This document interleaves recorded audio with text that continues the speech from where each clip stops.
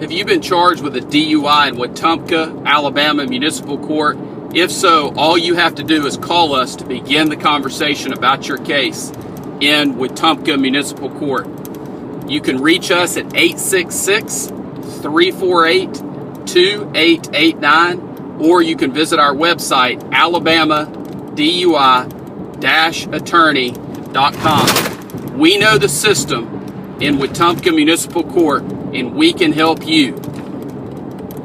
We have handled thousands of DUI and traffic cases throughout the state of Alabama, and we want to discuss your case with you. All you have to do is call 866-348-2889. The DUI charge is serious, with serious consequences. Even on a first DUI in Alabama, you can be sentenced to up to 1 year in jail. You can also be fined $600 to $2,100 and pay court costs anywhere from $200 to $300 up to $600.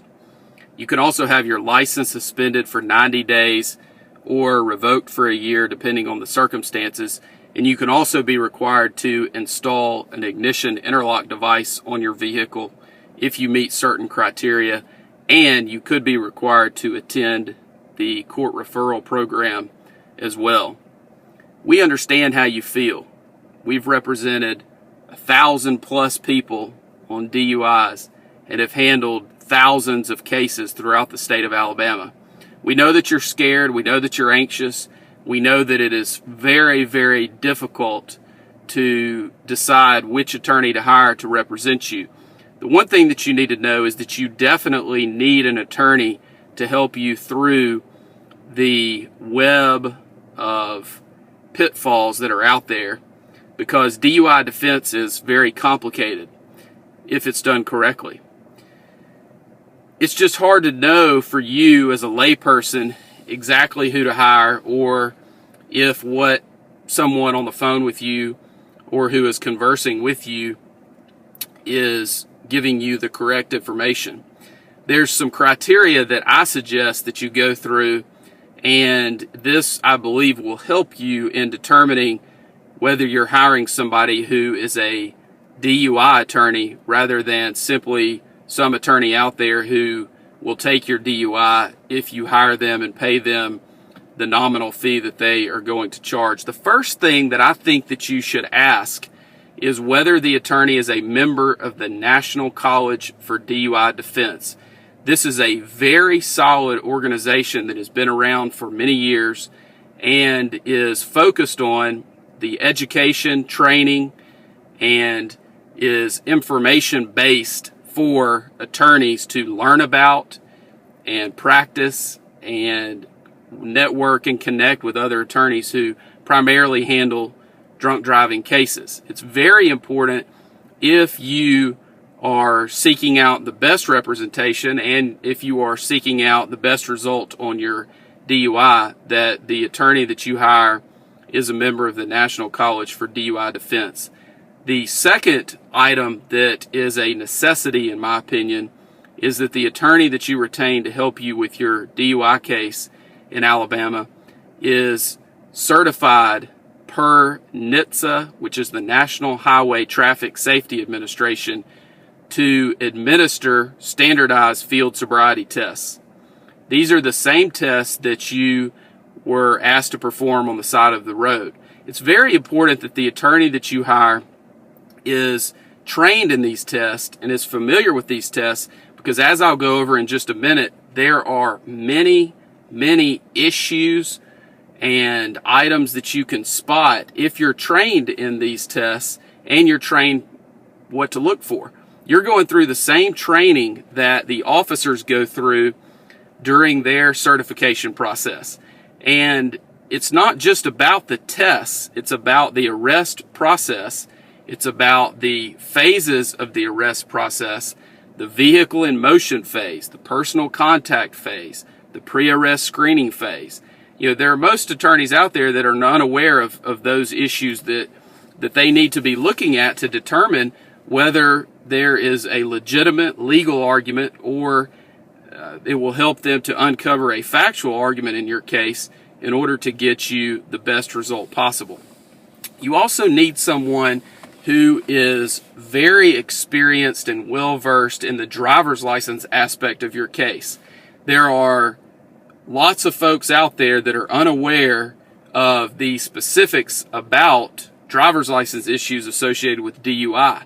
You've got the administrative suspension on the front end, and you have issues related to an enhanced suspension time or revocation, and also the ignition interlock, which is tied into that. And also you have the suspended time on the back end if you're convicted.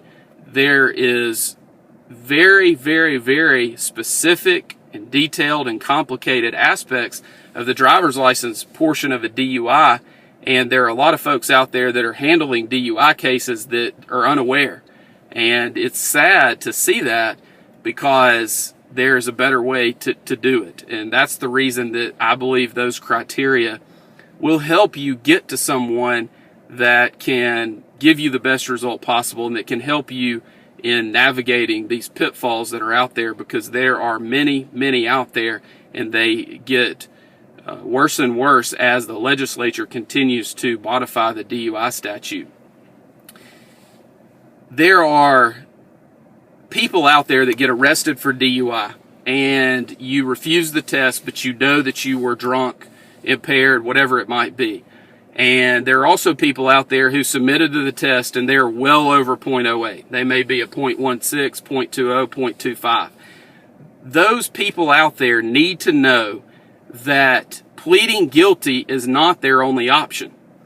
They need to know that there are lawyers out there, such as myself, and there are other good DUI defense attorneys in the state of Alabama that know how to litigate these cases, know what to bring up, and know how to handle these in a way that is going to get you the best result possible. And it's very, very important that you hook up with and work with someone that understands the ins and outs of DUI defense, because even though you may feel like your case is hopeless, there is a way to suppress some of this information, to suppress some of these tests, to keep information out of evidence, or to negotiate and work something out so that charges may be dismissed or reduced for a non-DUI disposition. Because our goal in every single DUI case that we handle is to either have the DUI dismissed or to have it reduced and settle the case for a non-DUI disposition. If those two things are not possible, the next step for us is trial. And if the client decides that the client would like to proceed to trial, then we encourage that, because if a client simply pleads guilty, the client is going to suffer the ramifications and the repercussions associated with a DUI conviction. So we always encourage our clients to proceed to trial on their cases, because we know what the result is going to be if they simply plead guilty, and we would like to avoid that if we can. And it's the client's decision ultimately, but we always encourage clients, and we encourage them to look at all aspects of the information that we present when they're trying to make the decision about trying their case or accepting an offer that is on the table. So the first step in a DUI defense case is to secure the license issues. That it may include requesting a hearing, it may include requesting a review, it may include going to the driver's license suspension hearing, it may include filing a lawsuit against the Alabama Department of Public Safety. But no matter what stage you're in, whenever you choose to retain us, we evaluate it and go through a very sophisticated process and procedure that we have put together to handle these cases in order to give our clients the best chance of success on their cases. The next thing is for us to gather information from you and about you. We have a very extensive questionnaire that we will either go over with you or send to you, or you can pick it up from us, and that gives us lots of information about you and helps us to humanize you with the prosecutor and the other parties that we will be dealing with on your case. We will also give you a plan of action A lot of people get worried because they feel like they're not doing anything to help their case. And we'll give you a plan of action and things that you can focus on. And we'll counsel you not to worry about your case or worry about the outcome, but let's focus on the process. Let's focus on what you can do today to help you as a person, but also to help you with your case. And that's one of the things that we feel like separates us from other folks that are out there, because we will give you a plan of action and go over with you the things that we feel like you should do to help us help you. And it gives folks a lot of comfort in doing those things, and those things always help, and they never hurt, and we feel like it's important for you to take the action steps that we give you. The next step that we go through is we'll file documents with the court, and we get to choose what documents those are. We'll file a notice of appearance, usually a motion to continue, and we may also file other documents at that time as well.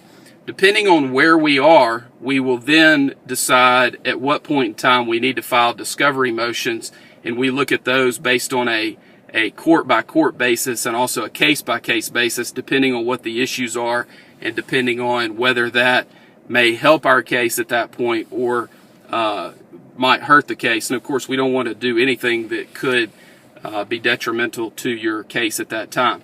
At that point, we begin prepping for the initial appearance, and that includes putting everything in an order that is accessible and collecting documents and other items that you have completed. And then we begin, of course, moving towards that first court date, whenever that might be, whether it's on the initial court date or usually the case would be continued at some point. After that, we begin the evaluation process of your case.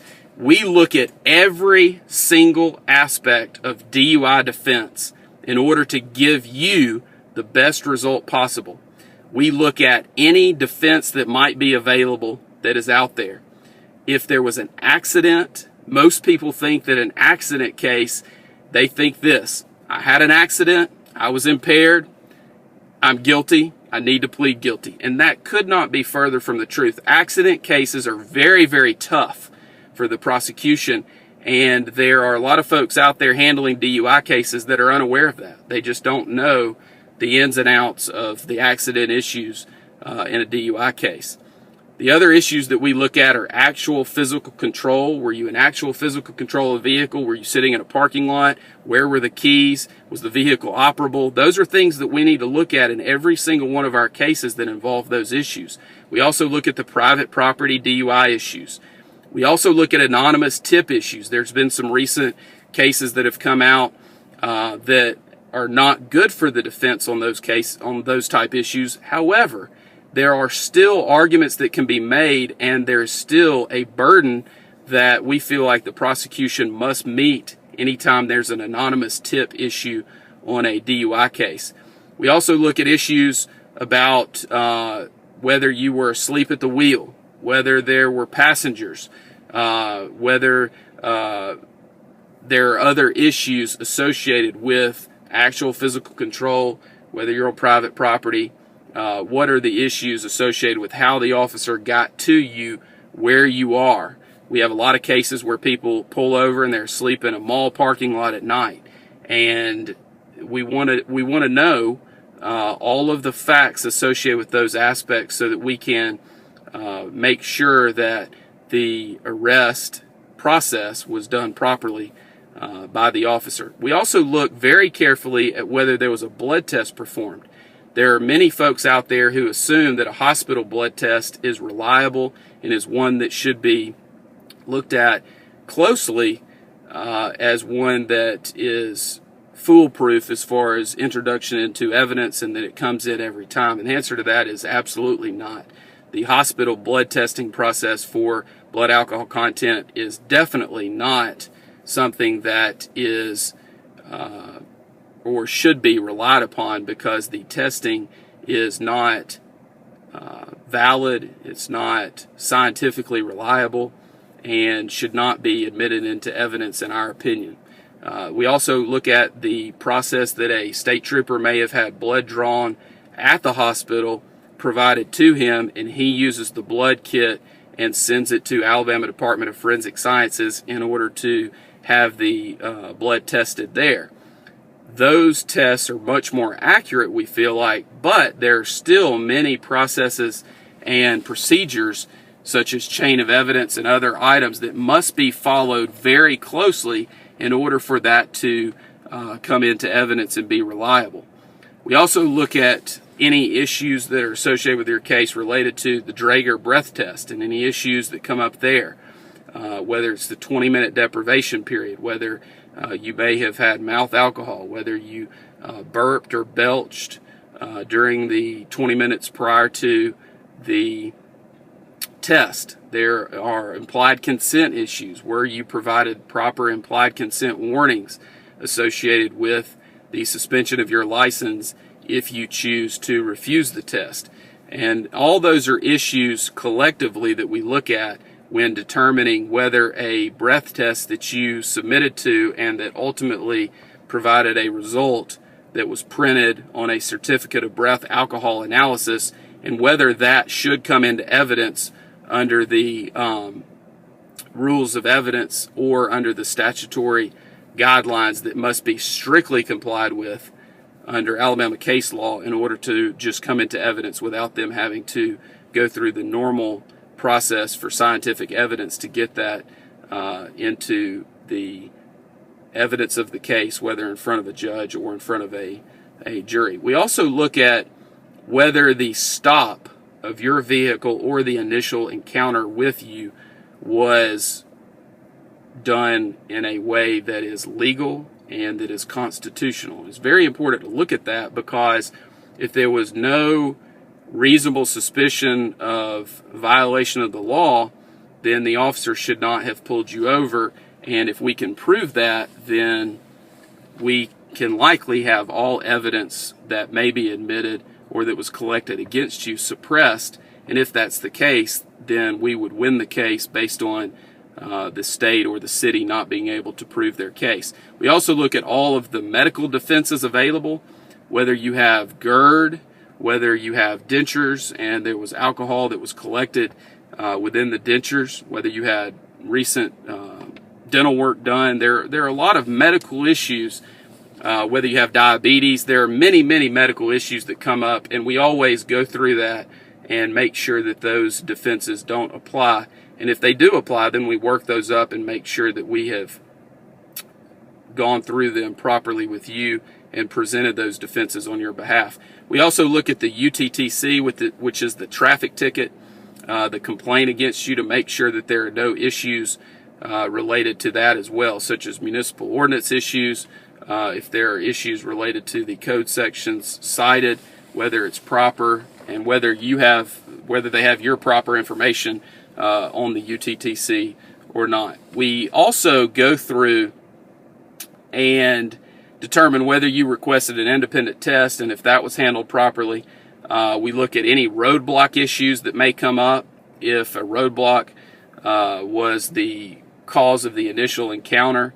And we also look at whether you have any prior DUI offenses and whether we can exclude those, and whether the city or the state has the necessary evidence related to those priors to be able to use those through the negotiation process or through the trial and sentencing process if it gets to that point. The next thing that we look at, and a very important aspect of the case, is the Standardized Field Sobriety Tests. And I am certified as an instructor in field sobriety testing and also as the administrator of the tests.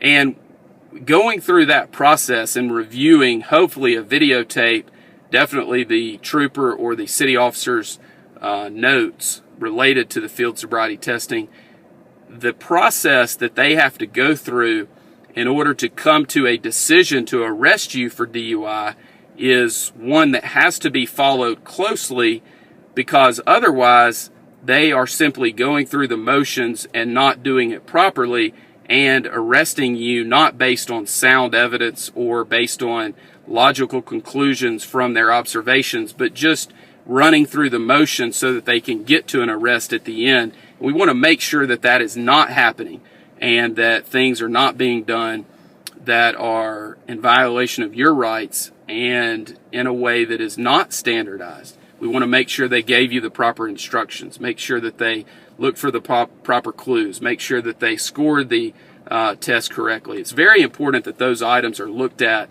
closely, because otherwise you're giving up some of the aspects of your case that could be litigated and ultimately tried if needed. The other options that we look at after we've gone through the full analysis and talked to the client about every aspect related to their DUIs, we determine if there are any triable issues in the case and how likely it is that we would succeed on those issues, and then we go through the process with the client so that the client gets to decide with our guidance how to proceed in the case, whether to settle the case for a non-DUI disposition, if that is an option, or whether to proceed to trial, if that is what the client chooses, or to accept whatever offer is out there, and that is usually against our advice depending on what the triable issues are that come up. And in any DUI case, if you have the knowledge and the experience to go through and review every aspect of the case and every defense that might be available, there are always issues that can be brought up related to a DUI case because they are so complicated and they require so many steps in going through the process. So it's very important that the case is looked at with eyes that have the experience and the knowledge to get you the best result possible. It's very important. We've handled 1,000 plus DUI cases. We've resolved 5,000 or more charges throughout the state of Alabama, and we can help you with your case. All you have to do is let us know and call our office, and we will be glad to talk to you and discuss your case with you at no charge, because we believe that you have a right to speak to any lawyer that you choose without having to pay an initial consultation fee in order to do so. Do not simply plead guilty to your DUI charge in Wetumpka, Alabama Municipal Court. Be sure you hire a DUI attorney and not just some attorney out there that tells you that they will handle your DUI in Wetumpka Municipal Court. There's a big difference between an attorney who will simply charge you a nominal fee and someone who is knowledgeable in the litigation process of a DUI charge. We are members of the National College for DUI Defense. I am certified to administer Standardized Field Sobriety Tests, the same test that you were subjected to on the side of the road. I'm also certified as an instructor in field sobriety testing per NHTSA, the National Highway Traffic Safety Administration Guidelines. We're also members of the Texas Criminal Defense Lawyers Association, as well as the Alabama Criminal Defense Lawyers Association and the National Association of Criminal Defense Lawyers. All you have to do to begin the conversation with us about your DUI charge in Wetumpka Municipal Court is call our office. You can reach us at 866-348-2889. We know DUI. It is what we do, and we know the system in Wetumpka Municipal Court. The worst thing you can do is to do nothing. All you have to do to speak with us is call our office, 866-348-2889. We do not charge for an initial consultation because we believe that you have the right to speak to any lawyer that you may choose to represent you and obtain information about your case and about the lawyer that you may choose to help you without paying a fee for that service. You have nothing to lose and everything to gain by calling us at 866-348-2889. Thank you very much.